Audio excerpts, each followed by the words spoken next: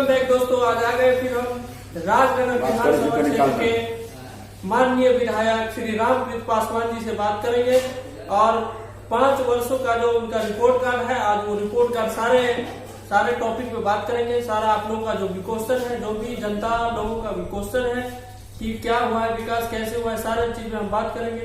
तो सबसे पहले हम इंट्रोडक्शन लेंगे, बात करेंगे विधायक जी से। तो विधायक जी, आप अपना इंट्रोडक्शन देंगे, मेरे व्यूअर्स को बताएंगे अपना परिचय। मैं रामप्रीत पासवान 37 राजनगर का विधायक हूँ। जी बहुत बहुत धन्यवाद विधायक जी। अब विधायक जी ये होता है, आपसे हम ज्यादा आपका टाइम नहीं लेंगे, अब ज्यादा टाइम नहीं लेंगे आपका, थोड़ा कम क्वेश्चन होगा, थोड़ा कम टाइम लेंगे। क्योंकि मैंने क्षेत्र घूमे हैं, मैंने आपके राजनगर जितने भी विधानसभा क्षेत्र है वहाँ पे 43 को पंचायत है, सारे पंचायत में हमने घूमे हैं, सारे मुखिया जी से बात किए हैं। तो हमने एक एक गरीब गुरबा के पास घूमे हैं, देखे हैं, विकास देखे हैं। तो सर इतना टाइम हम आपका नहीं लेंगे, तो हम अब बात करते हैं मुद्दा पे कि होता क्या है कि सर लोगों का ये कहना है कि हमने विकास, कोई भी यही सोचता है कि वोट दिए, एक वोट दिए तो विकास के नाम पे वोट दिए। कि राजनगर विधानसभा के लोग, क्षेत्र के लोग कहते थे और दिए इसलिए वोट कि विकास के नाम पर, चूंकि हम अभी जो एक एक वोट दे रहे हैं वो विकास, मेरे विधानसभा क्षेत्र का विकास होना चाहिए। तो इस पे आपने कितने खरे उतरे हैं, हम तो देख ही लिए, ऑन द स्पॉट जाके देखे। तो खुद आप बताएंगे कि सर सबसे बड़ी समस्या होती है सड़क की, ट्रांसपोर्ट की। अगर सड़क अच्छा नहीं रहेंगे तो लोग कोई घर से बाहर निकल नहीं पाएंगे। तो आप अपने विधानसभा क्षेत्र में तकरीबन कितने सड़कें बनवाए?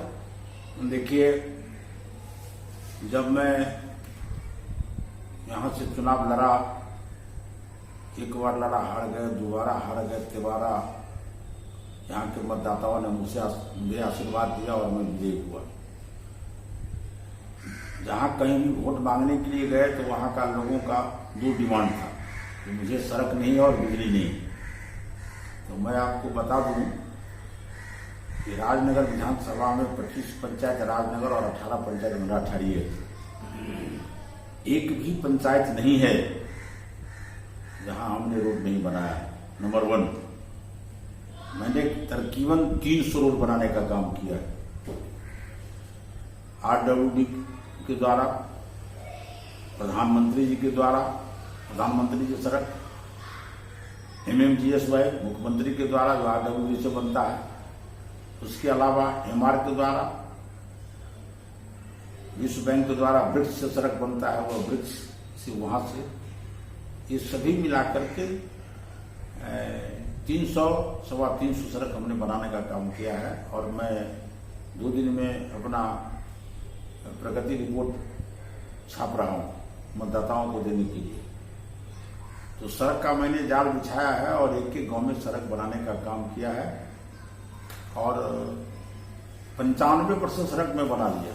5% सड़क जो बाकी है वो अभी स्वीकृत है, संवेदक और विभाग के द्वारा विलंब है, जो अभी तक नहीं बन पाया है। तो हम आपको बता दूं, जो एक भी ऐसा गांव अब मेरे विधानसभा में नहीं है जो सड़क से अछूता है। मैंने एक एक सड़क को बनाने का काम किया है। जी बहुत बहुत धन्यवाद विधायक जी। आपने बताया कि हमने तकरीबन 350 सड़कें बनवाए, ये बहुत अच्छी बात है। और हमने जा करके भी देखे, कुछ तस्वीर हम आपको दिखाएंगे भी कि हमने ऑन द स्पॉट देखे हैं जा करके कि सड़कों का जाल बिछाए हुए हैं। और विधायक जी ने सही कहा कि जब भी हम वोट मांगने के लिए जाते थे तो लोगों का यही मांग था कि बिजली और सड़क हमें चाहिए। बिजली की, सड़क की बहुत जरूरत थी, गरीब गुरबा लोग घर से बाहर नहीं निकल पा रहे थे, बिजली की सुविधा नहीं थी, बहुत समस्या थे। उस समस्या को हमारे विधायक जी ने, माननीय विधायक जी ने दूर किया है। तब अगला टॉपिक है मेरा स्वास्थ्य में, है ना, हेल्थ केयर के लिए बात करेंगे कि आपने, विधायक जी से सवाल यही कहेंगे कि आपने अपने विधानसभा में, तकरीबन राजनगर विधानसभा में कितने स्वास्थ्य केंद्र खोले, कितने हेल्थ केयर खोले? देखिए, 25 पंचायत और 18 पंचायत का जो मेरा विधानसभा है, उसमें 15 ठाड़ी में 9 और राजनगर में 13 गांव में हमने प्राथमिक स्वास्थ्य अपने अनुशंसा से खुलवाया है। और एक मैं बता दूं आपको, स्वास्थ्य के मामले में 15 ठाड़ी में वर्षों से एक जर्जर मेरा रेफर अस्पताल था। जिसका भवन खत्म हो चुका था। 6 करोड़ 36 लाख रुपए की लागत से उस भवन को हमने स्वीकृत करवाया है और निकट भविष्य में इस काम को भी हम प्रारंभ कर रहे हैं। जो अन्नाठाड़ी में रेफर अस्पताल वर्षों से खत्म हो चुका था, उसको भी हमने स्वीकृत करा है। तो स्वास्थ्य के क्षेत्र में हमने ये जमीला में एक प्राथमिक स्वास्थ्य बनवाया है भवन, और आपको बताया जो मैंने ये 13 और 9 गांव में हमने जो है जो उपस्वास्थ्य स्वीकृत करवाया है, और जहां जहां जमीन उपलब्ध है उसकी भवन बनाने का भी हम प्रयास कर रहे हैं। बहुत जगह तो जमीन ही नहीं है, लेकिन जहां जमीन है बिहार सरकार का कुछ दाता से भी मांग कर रहे हैं। तो स्वास्थ्य के क्षेत्र में हमने वो काम किया है। बरसों का जो डिमांड था, आपको मैं बता दूं, एक मेरे यहाँ गंगद्वार गांव है, वहाँ का स्वास्थ्य केंद्र पूरा जर्जर हो चुका था, तो उसको भी मैं बनाने का काम किया। तो इस तरह से अभी कुछ कमी है स्वास्थ्य के क्षेत्र में, डॉक्टर नहीं बैठते हैं। हमारी सरकार का प्राथमिकता है, ये लॉकडाउन और कोरोना के चलते कुछ परेशानी हुई है। शीघ्र डॉक्टर की बहाली हुई, एएनएम की बहाली होगी, अगली जगह भी हम लोग स्वास्थ्य केंद्र को ठीक से चलाएंगे। लेकिन अभी जो ही स्वास्थ्य केंद्र है मेरा, तो स्वास्थ्य केंद्र में डॉक्टर रहते हैं, एएनएम रहते हैं, और ये सारे लोग स्वास्थ्य की सेवा में काम कर रहा है। चाहे वो डिलीवरी का कोई हो, किसी माता को ये आशा के द्वारा, या और भी किसी तरह का कोई बीमारी हो। अभी इस कोरोना के महामारी में मैं आपको बता दूं, जो हमारा राजनगर और अन्नाठाड़ी दोनों अस्पताल कोरोना का जांच कर रहा है। हम गांव में भी कैंप, कल बढ़ारा में कैंप लग के कोरोना जांच हुआ है। इस तरह से स्वास्थ्य के क्षेत्र में पहले से बेहतर हुआ है। अभी कुछ और करने की बाकी है, उसमें हम लगे। जी बहुत बहुत धन्यवाद। स्वास्थ्य के क्षेत्र में भी आपने बहुत अच्छा, हेल्थ केयर में भी बहुत अच्छा काम किया। विधायक जी, माननीय विधायक जी ने बताया, खुद ही बताया कि हमने एक अन्नाठाड़ी में ऐसा अस्पताल था जो बहुत दिनों से जर्जर पड़ा हुआ था, उसका मरम्मत सबसे मुख्य था, सबसे अहम था। राजनगर में तो है ही, लेकिन अन्नाठाड़ी में नहीं था, वो टूटा फूटा हुआ जर्जर पड़ा हुआ था, तो उनको करवा रहे, और सारे पंचायत में जितने हैं सबको करवा रहे। पर यहाँ एक समस्या ये है कि वहाँ पे अभी हेल्थ केयर डॉक्टर की सुविधा नहीं है, इस वजह से कि कोरोना अभी चल रही है, महामारी है, आप लोग भी जानते हैं, इसके वजह से। और इनके बाद आ जाएंगे डॉक्टर, आ जाएंगे, उनपे हो जाएगी। तो बहुत बहुत धन्यवाद विधायक जी। अब मेरा अगला क्वेश्चन है कि आपने देखा होगा कि बॉर्डर पे जवान और खेत में किसान, अगर ये 2 व्यक्ति काम नहीं करेंगे तो हम भूखे मर जाएंगे। बॉर्डर का तो सही है, हमारे माननीय प्रधानमंत्री जी ने सही कर दिए हैं, बॉर्डर पे जवान को तो सही कर दिया, राफेल ला करके बहुत सारा मजबूत कर दिया है, लेकिन किसान हमारा अभी भी सर मजबूत नहीं है। वो भी मजबूत है, थोड़ा मजबूत जो भी है, जो भी किए वो प्रधानमंत्री जी ने अपनी योजना के तहत कुछ किसान को, बहुत किसान को लाभ मिला है, अच्छा लाभ मिला है। वो कुछ ऐसे तो किसान मजबूत नहीं हुए, लेकिन जो भी समस्या, जैसे फसल बीमा क्षति बीमा योजना, प्रधानमंत्री सम्मान निधि योजना हो, इस योजना सबसे किसान खुश जरूर है, लेकिन पूर्णतः खुश नहीं है। बाढ़ की समस्या, सुखाड़ की समस्या तो है ही। तो आप अपने राजनगर विधानसभा क्षेत्र में किसान को किस तरह रखे हुए हैं? आपका किसान किस तरह का है? खुश है, या आप कुछ ऐसा मैसेज दे रहे हैं, या ऐसा कुछ करने वाले हैं कुछ किसान के लिए? देखिए, ये भारत, ये बिहार, ये मेरा विधानसभा, ये किसानों का क्षेत्र है। 80% 75% लोग कृषि पर निर्भर है। जो मजदूर क्लास के लोग हों, वो भी अब बड़े जमींदारों का जमीन बटाई में करता है। तो पहले जो किसानों के साथ स्थिति थी, उसमें हम लोगों ने बहुत बदलाव किया, चाहे वो सहकारिता के माध्यम से हो, चाहे वो कृषि विभाग के माध्यम से हो। आप कहेंगे जो आपने क्या किया, तो मैं आपको बता दूं, हमारे क्षेत्र में जो कोसी नहर है, हमने कोसी नहर का उड़ाही कराने का काम किया, और उससे लोगों को सिंचाई होता है, किसान को। संयोग से इस बार वर्षा भी अच्छा हुआ है, नहर के पानी की आवश्यकता नहीं हुई है।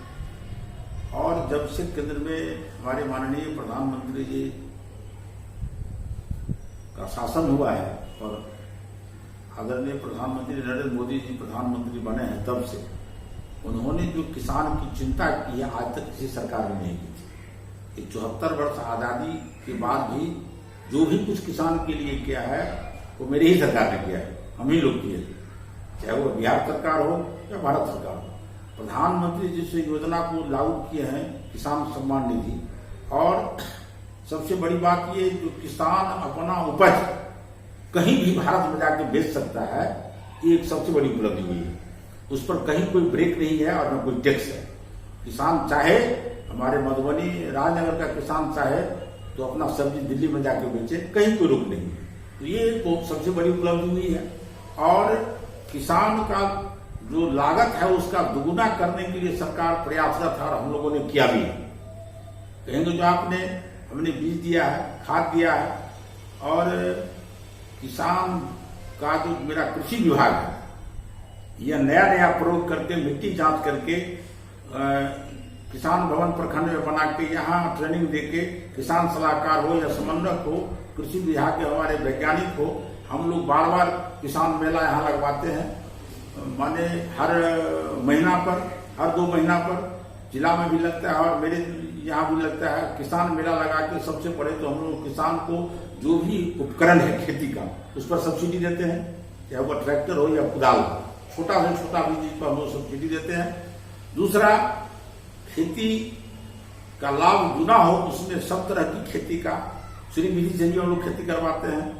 रबी का फसल हो या खरीफ फसल हो, उसमें भी यदि किसान का फसल बर्बाद हो जाता है तो उसका भी हम इनपुट सब्सिडी देते हैं। हमारे बिहार सरकार भी दे रहा है। बिहार सरकार की तरफ से भी हम लोग किसान को बहुत तरह से प्रोत्साहित करते हैं और उन्हें भी लाभ देते हैं। तो 6,000 रुपया किसान को हमारे प्रधानमंत्री जी दे रहे हैं। तो हम भी यहाँ बिहार सरकार में भी जो भी फसल बर्बाद होता है, जैसे अभी आम का फसल बर्बाद हुआ था, हम लोगों ने दिया है, उसका भी मुआवजा दिया है। जहाँ कहीं भी मक्का गेहूं का फसल का बर्बादी हुआ है उसका भी हमने मुआवजा दिया है। अभी बाढ़ में ये अधिक वर्षा से फसल नुकसान हो रहा है, इसका भी सरकार व्यवस्था कर रहा है। तो इस तरह से पूर्णतया हम लोग किसान को उसके उत्पादन का दूना लाभ देने के लिए हम लोग तत्पर हैं। उसमें भी थोड़ी कमी है, हम ये महसूस करते हैं और उन्हें आवश्यकता है ये देने का। ये पंखा बंद कर दीजिए, वो पंखा बंद कर दीजिए। अरे वो बंद कर दीजिए, वहां बंद करते हैं। तो किसान के हित में जो भी काम हो, मैं आपको इतना तो बता दूं, जो मछली उत्पादन करने वाला हो, खाना उत्पादन करने वाला हो, पान का उत्पादन करने वाला हो, सारे लोगों को, किसान को एक जगह एकत्रित करके और इन लोगों को कैसे हम सुविधा दे सकें, कैसे उनका लाभ पहुंचा सकते, इसके लिए हमारा बिहार सरकार पूर्ण रूप से चिंतित है। हमारे प्रधानमंत्री ने भी मखाना उत्पादन के लिए जो हमारे मधुबनी जिला में मिलता है उसको भी किसान के हित में जोड़ के और ज्यादा से ज्यादा उसे लाभ हो, ये व्यवस्था हम लोग करवा रहे हैं। तो पूरे बिहार के साथ साथ मैं अपने विधानसभा का एक किसान का हमने चिंता किया है और जहाँ कहीं भी किसी तरह की कठिनाई होती है तो मैं वहाँ स्वतः पहुंच करके इसका निष्पादन करने का काम करता हूँ। जी बहुत बहुत धन्यवाद विधायक जी।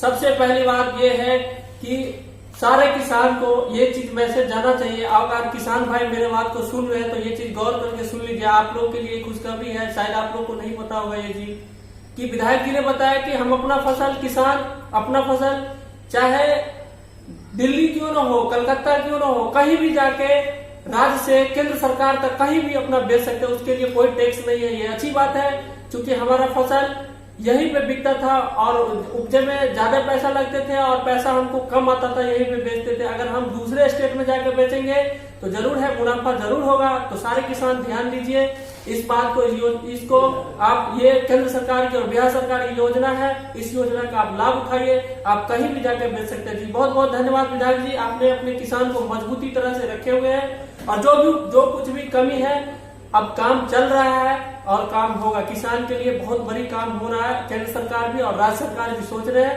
काम होगा। जी बहुत बहुत धन्यवाद विधायक जी। अगला क्वेश्चन है मेरा, आप भी जानते होंगे, empowering India powering the world. इसका मतलब होता है कि हम पावर में रहेंगे तो हमारा समाज पावर बनेगा, समाज पावर बनेगा तो हमारा देश पावर बनेगा, जब हमारा देश पावर बनेगा तो पूरे विश्व में पावरफुल हो जाएगा, तब हम पूरे विश्व में ही पावर बन जाएंगे। तो इसके लिए सबसे पहले शिक्षा की जरूरत होती है, जिससे हमारा बिहार कहीं ना कहीं तकरीबन पीछे है, पीछा तो नहीं लेकिन पीछा तो है, कहीं ना कहीं कहेंगे पीछे है। तो इसमें आपने अगले विधानसभा में तो हम देखें कि बहुत सारे कमियां थी, लेकिन आप इसमें क्या किए, शिक्षा के क्षेत्र में क्या किए, क्या सब व्यवस्था की है? देखिए, शिक्षा के क्षेत्र में यदि हम लोग पीछे थे, सरकार के द्वारा, हमारे माननीय मुख्यमंत्री और मंत्री के द्वारा हमने शिक्षा को आगे बढ़ाया। मैं आपको बता दूं, जो पहले खास करके दलित और अति पिछड़ा के बच्चे सभी स्कूल नहीं जाते थे, तो 100% बच्चे का नामांकन विद्यालय में हो, इसको तो हमने वो नहीं जीता है। अब मुश्किल से 0.2%, 0.5% बच्चा नहीं के बराबर है, लेकिन 100% हम लोगों ने नामांकन कराया है, जो सभी बच्चे स्कूल में जाए। दूसरा, बच्चे स्कूल में पढ़े छिदन नहीं हो, उसके लिए भी सरकार ने कई योजना चलाई और हम लोग इस योजना को पहल किए हैं। इस माध्यम से जो उसका मध्याह्न भोजन है, बच्चे को पोशाक है, बच्चे को किताब है, बच्चे को छात्रवृत्ति है, बच्चे को साइकिल है। जो बच्चे 8वीं वर्ग तक जाते जाते स्कूल छोड़ देते थे, खास करके बेटी हमारी जो स्कूल छोड़ देती थी, तो उसे हमने प्रोत्साहित करके उसको आगे की ओर ले गया और वह बेटी गांव में ही रह के इंटर पास कर ले। अब मेरा जो गांव का मध्य विद्यालय है, उसको हमने इस बार 9वीं का परीक्षा का दिया है। अब हम सभी पंचायत में मेरा उच्च विद्यालय हो गया और उच्च विद्यालय में +2 का भी विद्यालय हो गया, बहुत +2 का विद्यालय हो गया। मेरे विधानसभा में जितने भी उच्च विद्यालय थे पहले से वो +2 हो गया और जो मध्य विद्यालय को हमने प्रोन्नत किया है उसको भी +2 अभी नहीं किया है, अभी 9वां का पढ़ाई शुरू किया है, अगले बार फिर उसमें 10वां की पढ़ाई होगी, उसका भी नामांकन। मैं बता दूं आपको, जो मैंने वहाँ कक्षा वर्ग भी बना लिया, शिक्षा की भी नियुक्ति बहुत जल्दी होने जा रही है। तो इस तरह से एजुकेशन में ज्यादा से ज्यादा लोग पढ़े, एक भी बच्चे अनपढ़ न हो, यह सरकार का हम लोगों का मंशा है। जो एक एक गरीब के बच्चे, दलित के बच्चे विद्यालय में जाए और बढ़िया से बढ़िया शिक्षा ग्रहण करे, इसके लिए उन्होंने तत्पर किया। इतना ही नहीं, टेक्निकल के लिए हमने सभी अनुमंडल में ये ITI का खोलने का काम किया है। मेरे यहाँ भी खुला है मधुबनी में। और टेक्निकल में आपको मैं बता दूं, मेरे रामपट्टी में हमने जो हमारी बेटी नर्सरी में बनना चाहती है, उसके लिए A ग्रेड और B ग्रेड का यहाँ मेरा ANM का कॉलेज जो है जो खुला है, उसका भवन बन के तैयार है और इसमें भी हम लोग उसको शुरू करेंगे। तो इस तरह से अनुमंडल वाइज हमने हमारे कलुआही में IIT का एक भवन बन रहा है, इंजीनियरिंग कॉलेज का, यह भी किया है। जो कोई लड़का टेक्निकल सीखना चाहे, जो बेटी टेक्निकल विभाग में जाना चाहे, इसके लिए भारत सरकार को जो कौशल विकास है उसके माध्यम से ज्यादा लोग टेक्निकल हो और अपना रोजगार करे। एक जो भारत आत्मनिर्भर की बात होती है तो वो शिक्षा पर ही निर्भर है। हम शिक्षा देंगे तो भारत आत्मनिर्भर होगा, ज्यादा से ज्यादा लोग उससे जुड़ेंगे। और ये लोकल और वोकल, इस तरह से ज्यादा मेरे गांव में, मैं बता दूं आपको, जो मेरे गांव में मिथिला प्रिंटिंग है, मेरे क्षेत्र में भी मिथिला प्रिंटिंग बन रहा है। अभी जो मास्क बनाने की बात हो रही है, जो मास्क जो है तो हम अपने क्षेत्र में बनवाए हैं और लोग उससे अपना आमदनी करता है। तो इस तरह से स्वरोजगार के लिए, स्वरोजगार के माध्यम से गरीबी भी दूर हो, हमारे माननीय प्रधानमंत्री का भी सोच है और हम लोग भी चाहते हैं जो मेरा गांव विकास करे, एक एक गांव विकसित हो। अब हमने जो बिजली दिया तो गांव बिजली दे दिया, कवर वाला तैयार दे दिया, 95% हमने बिजली दे दिया। और बिजली जब दे दिया तो लोग मोबाइल चार्ज करेगा, कहीं जाने की जरूरत नहीं है, नेट यहाँ आ गया और अब मोबाइल से भी लोग शिक्षा प्राप्त करता है। तो मोबाइल से भी हम शिक्षा प्राप्त कर रहे हैं। किसान को जो भी समस्या होता है वो अपना मोबाइल से इस बात को ये कर लेता है। किसान की तरफ भी जो भी शिक्षित हमारे किसान हैं, कैसे खेती करेंगे तो इसका भी काम हम लोग कर लेते हैं, वो भी शिक्षित कर सकता है। इस तरह से एक एक बिंदु पर युवा हो, हमारी महिला बहन हो, उसको भी रोजगार दिलाने की बात हो, तो सारे लोगों को हम लोगों ने जोड़ा है। और पावर जो मेरा है, ज्यादा से ज्यादा लोग शिक्षित होगा, सब पढ़ लिख लेगा, तो ये एक वह भी एक पावर है। और शिक्षित होने के बाद लोग अपने अपने उद्यम में लग जाएंगे। तो आपने बताया जो बॉर्डर पर जवान हो, खेत में किसान हो, यहाँ शिक्षा के क्षेत्र में, तो ये सारे शिक्षा से जुड़ा हुआ है। और शिक्षित जितना भी लोग बनेंगे, अच्छा से अध्ययन करेंगे, तो निश्चित रूप से हम लोगों को सफलता मिलेगी। आपको मालूम हो कि यहाँ मैट्रिक का, इंटर का जो परीक्षा होता है, तो बढ़िया से बढ़िया प्रतिभावान छात्र मेरे विधानसभा से निकलता है। इस बार भी 2-3 बच्चे मैट्रिक में बिहार 1 सेक्शन में आया है, गत बार भी आया था। तो इस तरह से शिक्षा जगत में हम बहुत आगे हो रहे हैं। इसमें कुछ कमी ये है, जो प्राइवेट स्कूल हो गए हैं, प्राइवेट स्कूल में जहाँ हमारे गरीब लोग हैं जो अपने बच्चे को नहीं पढ़ा पा रहे हैं, हम लोग चाहते हैं जो वहाँ भी गरीब के बच्चे प्राइवेट स्कूल में पढ़े, उनके साथ भी न्याय हो, और सरकार भी तत्पर है गरीब के बच्चे का भी उसमें नामांकन हो। तो उसमें बहुत सफलता नहीं मिली है, लेकिन फिर भी अब प्राइवेट स्कूल में भी गरीब के बच्चे यदि नामांकन चाहते हैं तो हम करवाते हैं और वहाँ उसको समुचित शिक्षा मिलता है। वैसे हमारा जो सरकारी विद्यालय है, सरकार की तरफ से जो भी हमारे विद्यालय है, सभी विद्यालय में हम लोग बच्चे को पढ़ाने के लिए शिक्षा के क्षेत्र में अग्रसर हो रहे हैं और आगे भी इस काम को करेंगे। जो भी कमी है उसको हम लोग इस निकट भविष्य में पूरा करेंगे। जी बहुत बहुत धन्यवाद विधायक जी। जैसे आपने बताया, एक खुशी की बात यह है कि इससे पहले विधानसभा क्षेत्र में कोई भी ऐसा पंचायत, तकरीबन कोई ऐसा पंचायत था जहाँ पे उच्च विद्यालय थे, लेकिन ये खुशी की बात यह है कि इस बार इस पंचवर्षीय में सारे पंचायत में, राजनगर विधानसभा में जितने भी पंचायत आते हैं, सारे पंचायत में उच्च विद्यालय खोलने की योजना खोली गई है। बहुत अच्छी बात है। हमारे विधानसभा के, राजनगर विधानसभा क्षेत्र के जनता के लिए बहुत खुशी की बात है। जितने भी स्टूडेंट हैं सबके लिए खुशी की बात है कि बहुत दूर दूर जाना पड़ते थे पढ़ाई के लिए। और सबसे पहली बात यह है कि लड़कियों के लिए बहुत अच्छी सुविधा आपने किए हैं कि मेडिकल की सुविधा करवाया है, मेडिकल क्लास की सुविधा करवाया है, जहाँ जो कि रामपट्टी में तैयार हो गए हैं, अब वो शुरू होने वाले हैं। तो शुरू होगा मिथिला, जैसे मिथिला पेंटिंग हो, ये भी शुरू करवाना है महिला के लिए। बहुत सारे शिक्षा जगत में आपका बहुत अच्छा काम किया। बहुत बहुत धन्यवाद विधायक जी। अब हम आपका ज्यादा टाइम नहीं लेंगे। आप एक और आखिरी क्वेश्चन है मेरा। देखिए, मुख्यमंत्री जी का सपना था हर घर नल का जल। मुख्यमंत्री जी का सपना था एक हर घर नल का जल, जिसमें कि मंत्री जी ने बहुत पैसा खर्च किए हैं और बहुत पैसा खर्च करके सारे पंचायत में, सारे वार्ड में हर एक गरीब गुरुआ को घर नल पहुंचाने का काम किया है। जो मुख्यमंत्री का सपना भी था एक कि बिजली और पानी हम दो देंगे। जब से मुख्यमंत्री बने हैं तब से एक ही चीज रटे हुए थे कि बिजली और पानी हम हर घर पहुंचाएंगे, तो उसको उन्होंने पूरा किया है। तो इस पे आपका राजनगर विधानसभा क्षेत्र में क्या चल रहा है, कैसा हाल है इसका? देखिए, सरकार की सोच, हमारे मुख्यमंत्री का सोच, हमारे प्रधानमंत्री का सोच महाराष्ट्र को, इस देश के विभिन्न राज्य को आदर्श के प्रस्तुत होता है।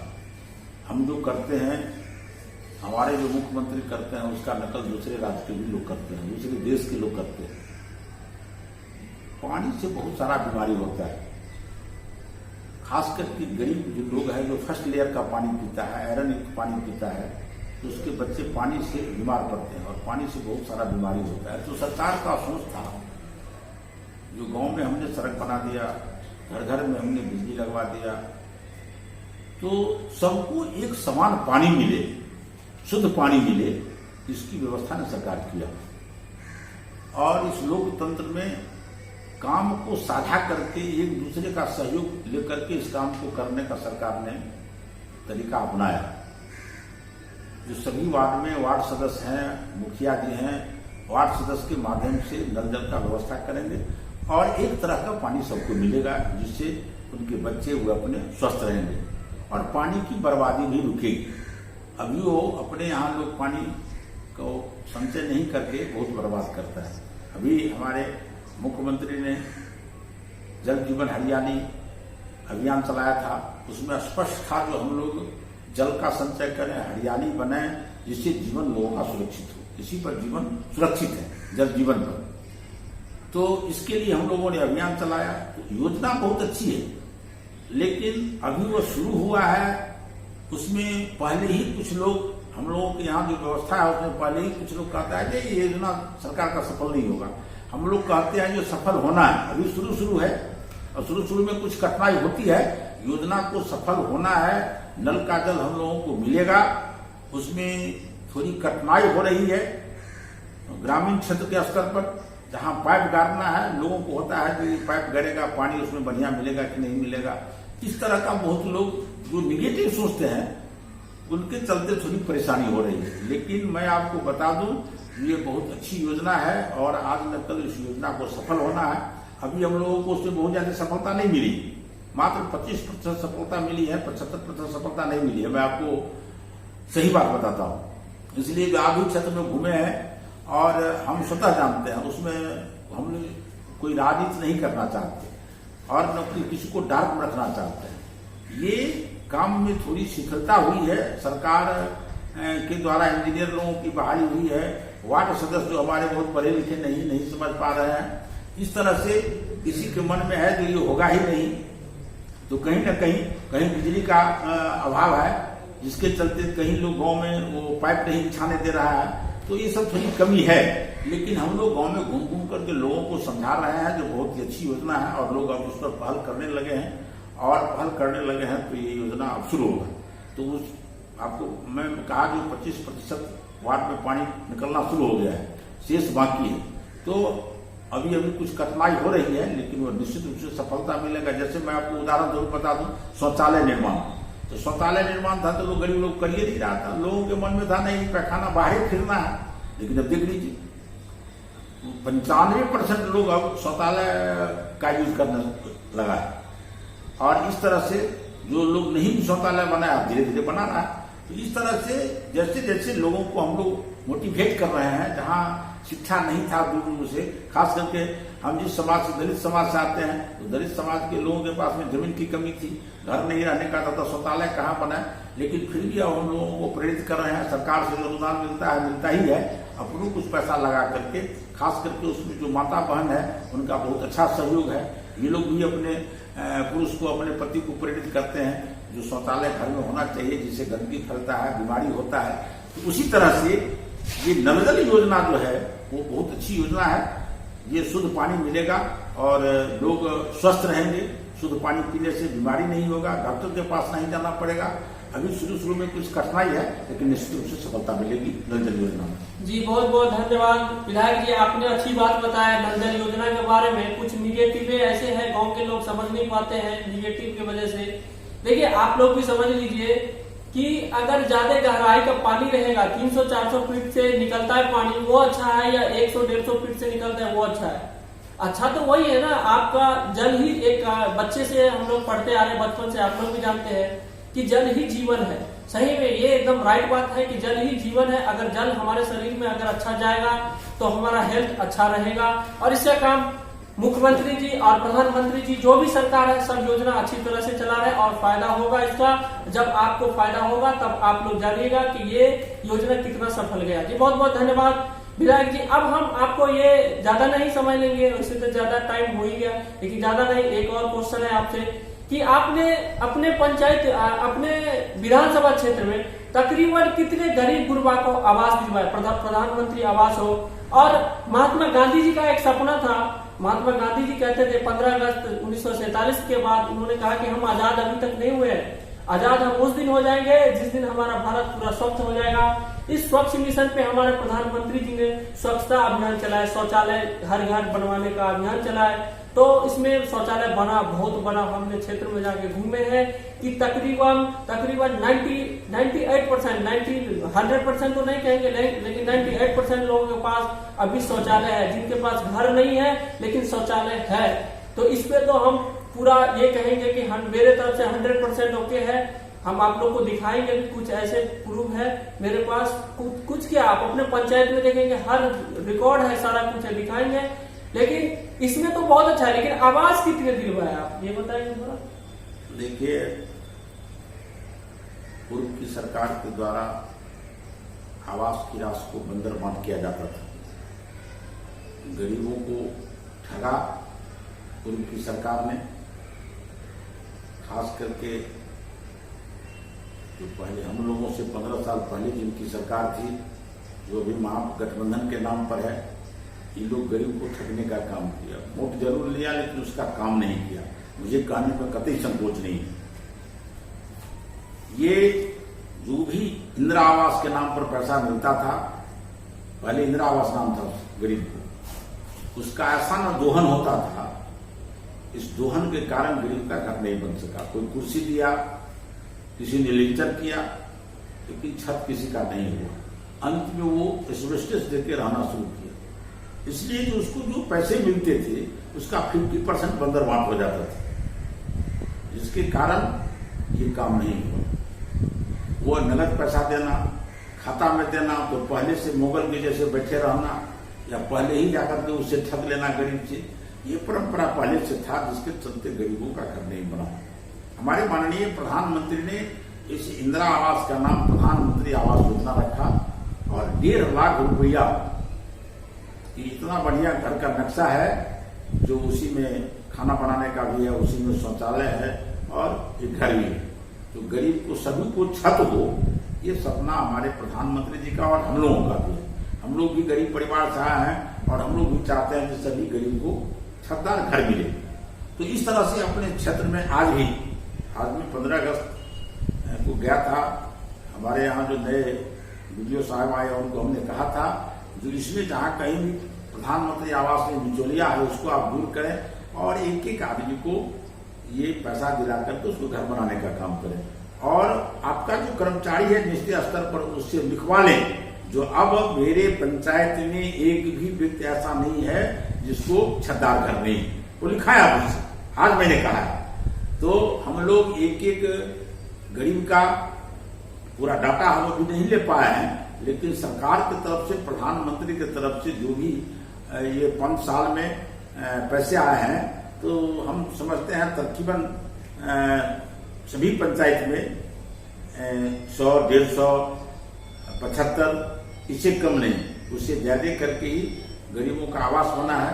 कुछ लोग जो पहले जिनको पैसा मिला था, जिसने बिचौलिया खा लिया है, उन्हीं का आवास अधूरा है। लेकिन अब जो लोग आवास बना रहे हैं, जब उनके खाते में डायरेक्ट पैसा जाता है, पहले कभी पंचायत सेवक देता था, कभी ब्लॉक में देता था, बाद में खाता में भी देने की बात हो गई, तो हम लोग डायरेक्ट उपभोक्ता के खाता में देते हैं पैसा और उसी पैसा से उसको प्रधानमंत्री आवास बनाना है। तो मेरे विधानसभा में राजनगर और नंडाठाड़ी, जो मेरा विधानसभा है, उस राजनगर और नंडाठाड़ी में जो गरीबी रेखा से नीचे के लोग हैं, उसमें 60% लोगों को प्रधानमंत्री आवास हमने बनाने का काम किया है और कुछ लोग बनवा भी रहे हैं और कुछ लोगों का बन के भी तैयार है और कुछ लोगों का द्वितीय किस्त पैसा बाकी है, जिसको हमने वीडियो को कहा है कि इनका द्वितीय किस्त का पैसा दीजिए, ये जल्दी ये लोग घर बना ले। तो इस तरह से 60% गरीब का घर बन चुका है छतदार। कुछ लोग एस्बेस्टस का भी घर है, हमने उन्हें भी प्रेरित किया है, जो एस्बेस्टस को हटा करके आप लोग भी छतदार बनाने का काम करिए, कुछ अपना पैसा भी लगाइए और सरकार से भी आपको पैसा दिलाएंगे। तो इस तरह से हमने अपने राजनगर विधानसभा को गरीबों के घर बनाने में, गरीबों को सजाने में हमने काम किया है। मैंने आपको कहा ना, जब मैं चुनाव में गया था तो ये सारी बातें नहीं थी, सड़क नहीं था, बिजली नहीं था और लोगों का यही डिमांड था। जो विधायक जी, तो हमने कहा था आप लोग हमको आशीर्वाद दें और 5 साल में बना करके मैं दिखा दूंगा। तो ये 5 साल में एक एक काम को हमने करने का काम किया है और मेरा विधानसभा क्षेत्र पहले से ज्यादा बेहतर हुआ है। अब समस्या 9 के बराबर है।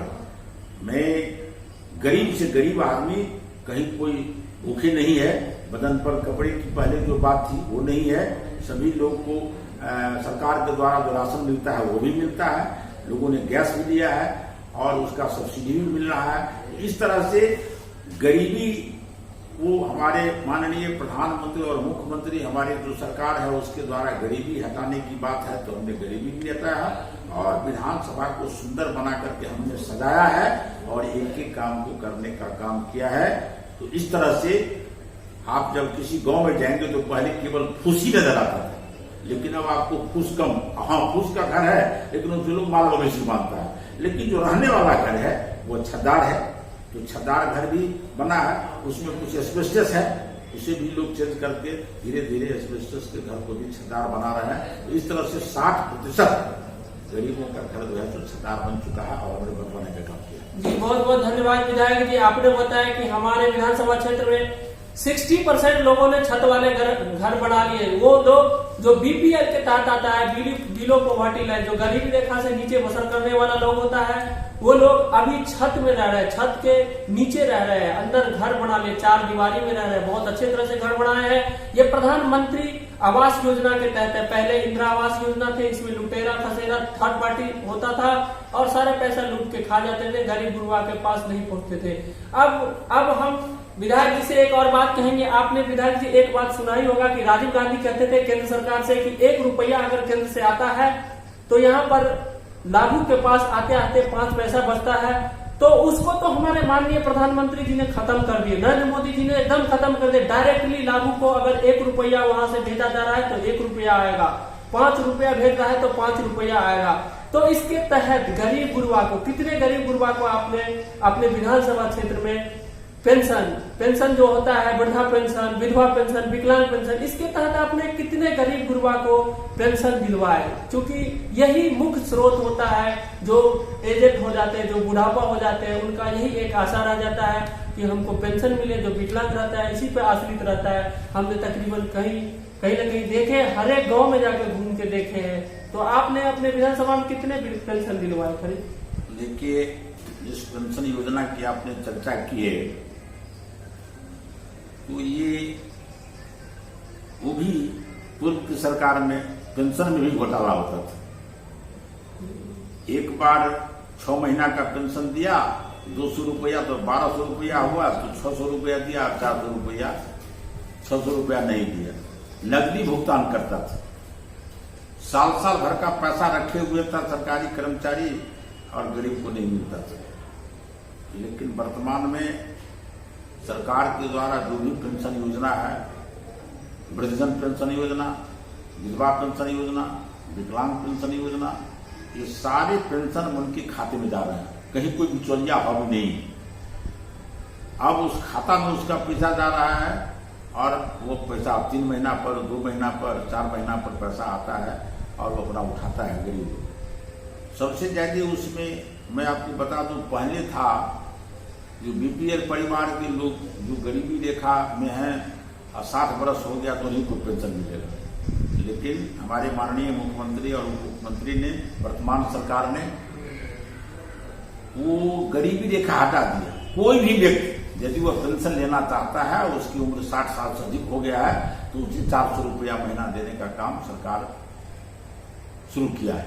और इसके तहत हम लोगों ने 80% वृद्धजन को पेंशन स्वीकृत करवाया है, और विधवा बहन को पेंशन स्वीकृत करवाया है, जो पहले से भी था लक्ष्मी बाई योजना के तहत। विकलांग को 500 रुपया पेंशन मिलता है।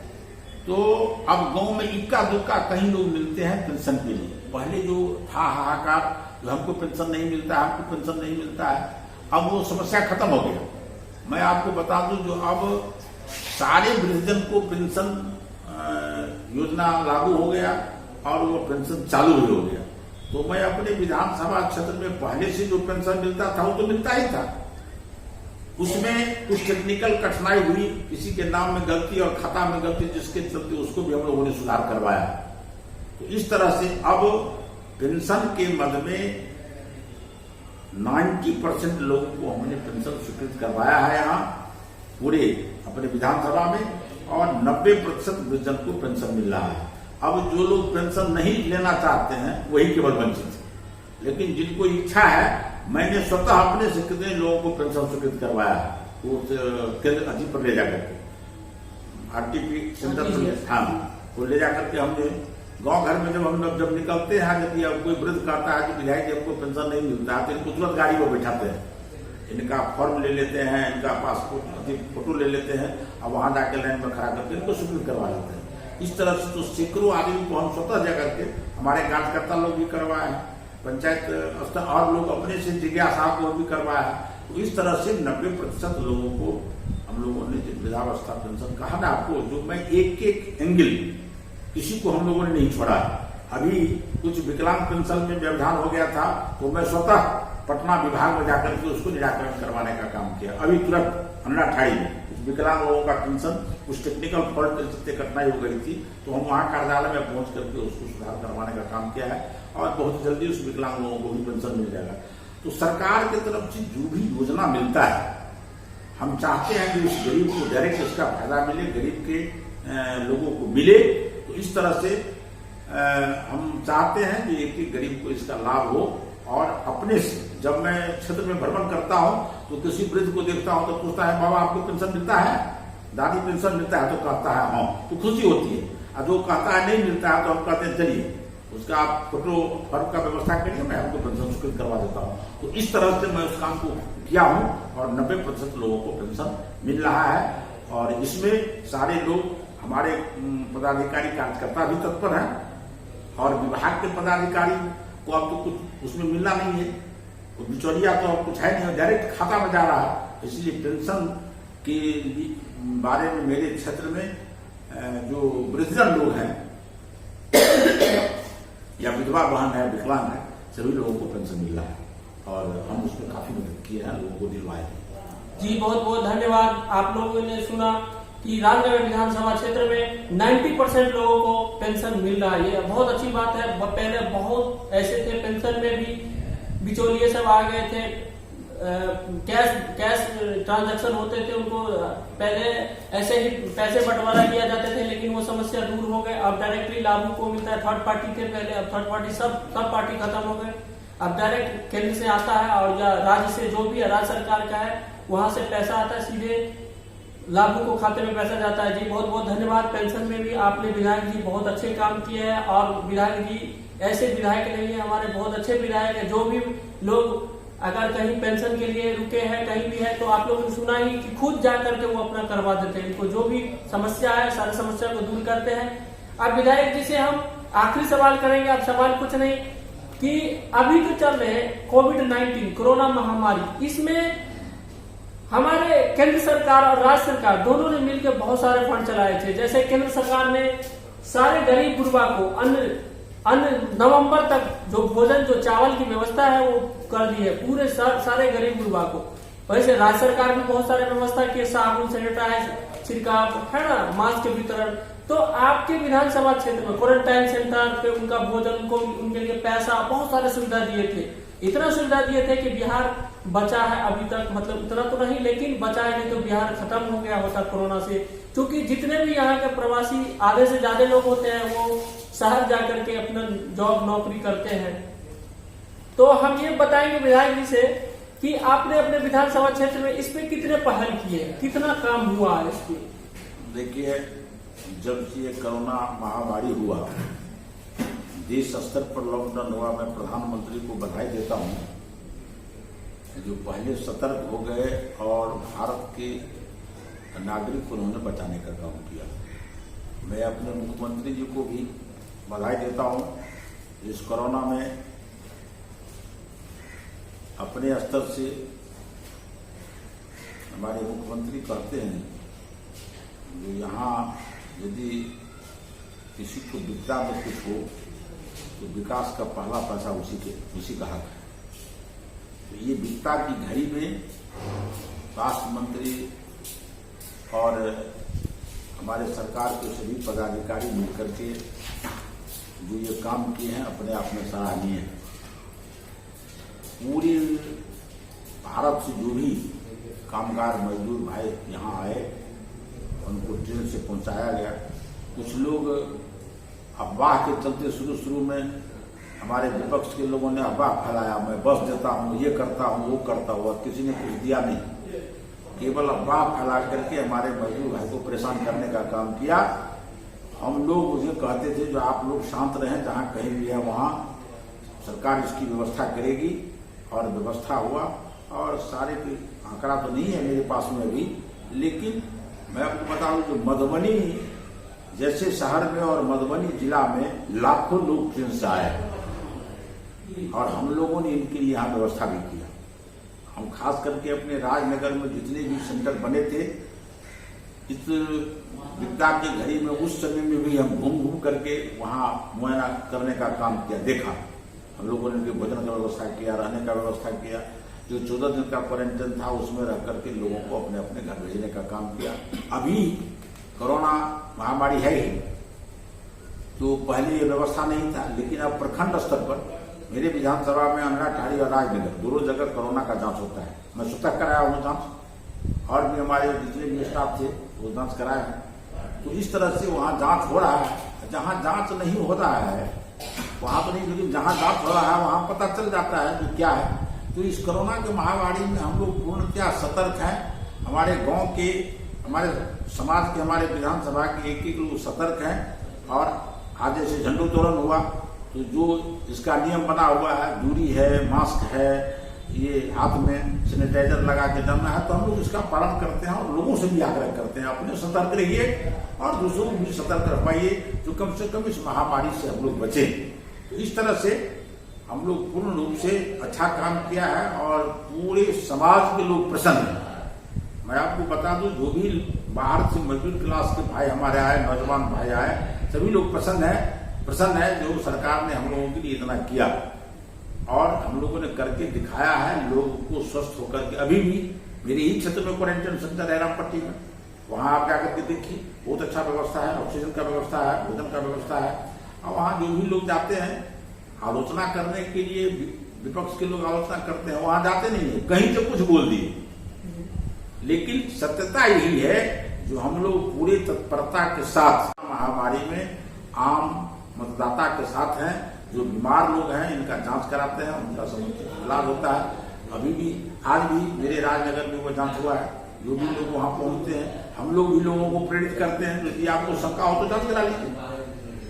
हम तो कहते हैं कि सारे गांव के लोग अपना जांच करा लें, तो कम से कम इतना तो जानकारी मिल जाएगी जो हम स्वस्थ हैं, कम से कम इतनी। दूसरे का यदि किसी को है तो अपना परहेज से रहेंगे। अब तो घर में ही क्वारंटाइन होना है, तो जिसको हल्का है, जिसको बहुत ज्यादा है, उसके लिए रामपट्टी क्वारंटाइन सेंटर है। लेकिन जिसको हल्का है, हम लोग उसको घर में ही क्वारंटाइन करके उसको जो सरकार की तरफ से उपलब्ध दवा है वो खाने के बाद हुआ आदमी स्वस्थ हो जाता है। तो इस विपदा की घड़ी में, इस महामारी में हम लोगों ने, खास कर मैं अपने विधानसभा में इसी जगह रह के लोगों का कुशल मंगल भी लिया है मोबाइल से। आप लोग स्वस्थ रहिए, कोरोना से बचिए, इसकी भी हमने कामना की है कि लोग स्वस्थ रहे। आज ही हमने स्वतंत्रता दिवस पर बधाई देते हुए लोगों को कहा था कि इस कोरोना महामारी से बचिए और अपने भी बचिए और दूसरों को बचाइए। हमने लोगों को आह्वान किया है। जी बहुत बहुत धन्यवाद विधायक जी, आपने बहुत अच्छे काम किया। और सबसे खुशी की बात यह है राजनगर विधानसभा के जनता लोगों से कि आपको खुश होना चाहिए कि आपके राजनगर विधानसभा क्षेत्र में 2 जगह, अंडा ठाड़ी और राजनगर, ये कोविड-19 का टेस्ट हो रहा है। आपसे निवेदन है कि जो भी भाई को डाउट हो या नहीं भी हो तो आप आकर के चेकअप करवा सकते हैं।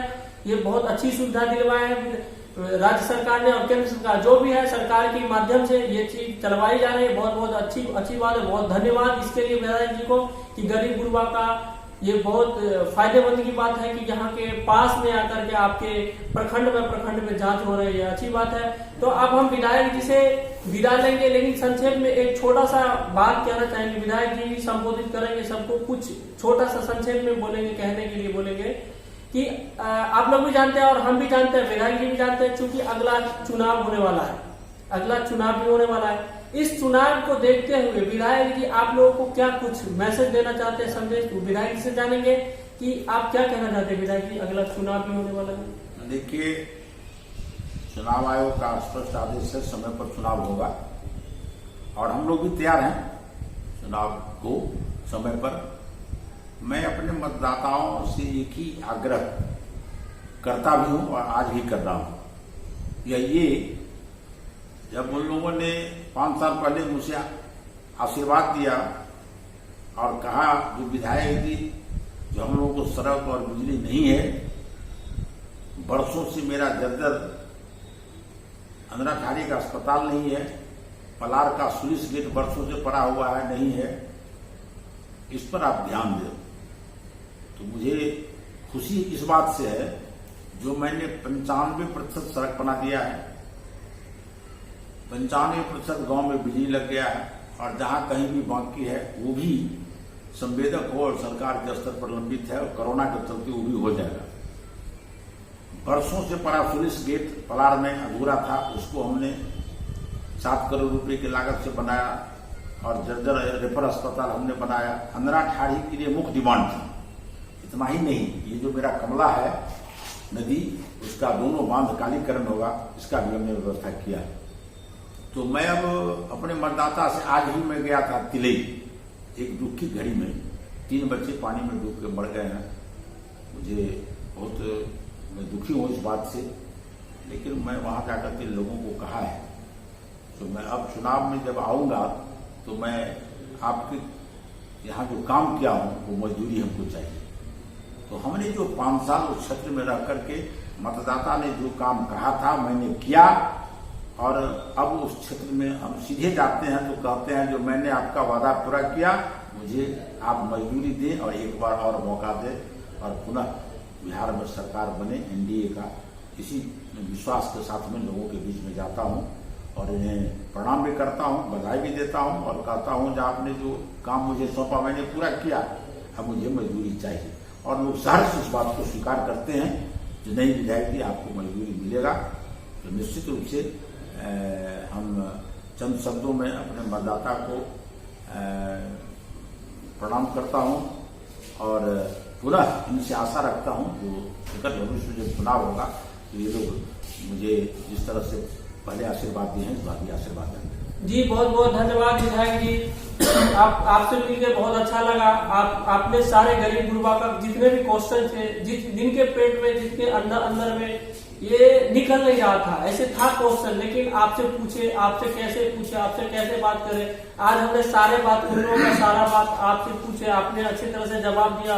और जो लोग के पास ये जवाब जानना जरूरी था वो भाई सुन ले। और सबके लिए है, जितने भी राजनगर विधानसभा क्षेत्र के लोग हैं सबों के लिए है। राजनगर विधानसभा क्या पूरे राज्य और पूरे केंद्र सरकार सबके लिए, पूरे जितने भी भारत के वासी है सबके लिए है कि राजनगर विधानसभा ऐसा क्षेत्र है, परिपूर्ण क्षेत्र है, यहाँ पे पूरा विकास हुआ है, पूरा काम हुआ है। ये तो हम जरूर कहेंगे कि सड़कों का तो एकदम जाल बिछा दिए हैं, बिजली तो हर गांव में पहुंच गए हैं, किसान के लिए बहुत अच्छी सुविधा दे दी है सरकार ने। मतलब कोई भी ऐसा काम नहीं है जिसमें सरकार नहीं किया हो। आप पहले 5 वर्ष का पेज उल्टाइए और पहले देखिए कि पहले का इतिहास कैसा था और आज का वर्तमान क्या है, उसके बाद ही वोट कीजिए। तो हम यही कहेंगे कि आपका जो अभी का विधायक है, अभी का जो लीडर है माननीय श्री रामप्रीत पासवान जी, उनको जरूर वोट दीजिए। क्योंकि अगर आज अच्छे लीडर नहीं रहेंगे, ये फिर से अगर गड़बड़ा दिया आप लोग, अच्छा लीडर चुन के अगर फिसल गए तो हम फिर वही कहेंगे कि फिर बिहार जैसे थे पीछे वैसे ही पीछे रहेंगे, राजनगर विधानसभा जैसे ही पीछे थे वैसे पीछे हो जाएंगे। इसीलिए इसको गंवाना नहीं है, इस गलती को ठहराना नहीं है, चंद पैसों के लिए बिकना नहीं है, विकास के नाम पे वोट देना है। आप विकास के नाम पे वोट दीजिए और वोट कीजिए।